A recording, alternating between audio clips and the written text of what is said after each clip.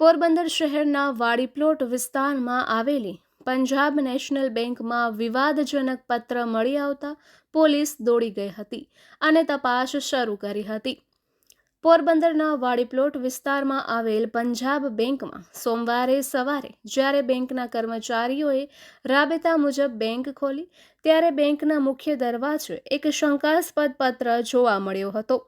કર્મચારીઓએ પત્ર ખોલીને જોતા જ તેમાં વાંધાજનક, ઉશ્કેરીકરણજનક અને દેશવિરોધી લખાણ હોવાનું માલુમ પડ્યું હતું. બેંક મેનેજમેન્ટે મામલાની ગંભીરતા સમજીને તાત્કાલિક કમલાબાગ પોલીસ સ્ટેશનને આ અંગે જાણ કરી હતી, જેથી પોલીસ પણ તુરંત બેંક ખાતે દોડી ગઈ હતી અને બેંક મેનેજરની પૂછપરછ કરી પત્ર કઈ પરિસ્થિતિમાં તથા કયા સમયે મળ્યો તેની ઝીણવટભરી વિગતો મેળવી હતી. મળતી માહિતી મુજબ આ પત્રમાં ધારાસભ્યો અને સાંસદો સહિત રાજકીય નેતાઓ અંગે અત્યંત અભદ્ર અને ગંદી ભાષાનો પ્રયોગ કરવામાં આવ્યો છે.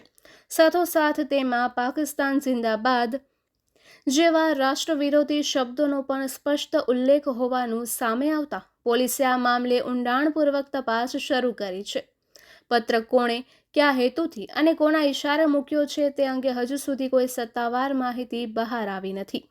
પોલીસે બેંકના કમ્પાઉન્ડ અને અંદરના સીસીટીવી કેમેરાના ફૂટેજ કબજે કરીને પત્ર મૂકી જનાર અજાણ્યા શખ્સની ઓળખ મેળવવાની તજવીજ શરૂ કરી છે. આસપાસના રસ્તાઓ પર લાગેલા કેમેરા પણ ફંફોસવામાં આવી રહ્યા છે. પોલીસ દ્વારા હસ્તાક્ષર, પત્રમાં વપરાયેલ કાગળ અને શાહી સહિતના તમામ વૈજ્ઞાનિક પુરાવાઓનું ફોરેન્સિક પરીક્ષણ કરાવવાની તૈયારી કરી રહી છે. કમલાબાગ પીઆઈ રામ આહિરે જણાવ્યું હતું કે હાલ તમામ પાસાઓ પર તપાસ ચાલુ છે અને તપાસ પૂર્ણ થયા બાદ જ સમગ્ર ઘટનાની સાચી હકીકત સ્પષ્ટ થઈ શકશે. જો કે બેંકના અધિકારીએ આ મામલે છુપાવવાનો પ્રયાસ કર્યો હતો અને મુખ્ય કચેરીની મંજૂરી વગર પોલીસને પણ સીસીટીવી ફૂટેજ ચેક કરવા મનાઈ ફરમાવી હતી અને પત્ર મળ્યાના 24 કલાક બાદ પણ માહિતી આપવામાં ગલ્લા તલ્લા કર્યા હતા. નિપુલ પોપટ, પોરબંદર ટાઈમ્સ.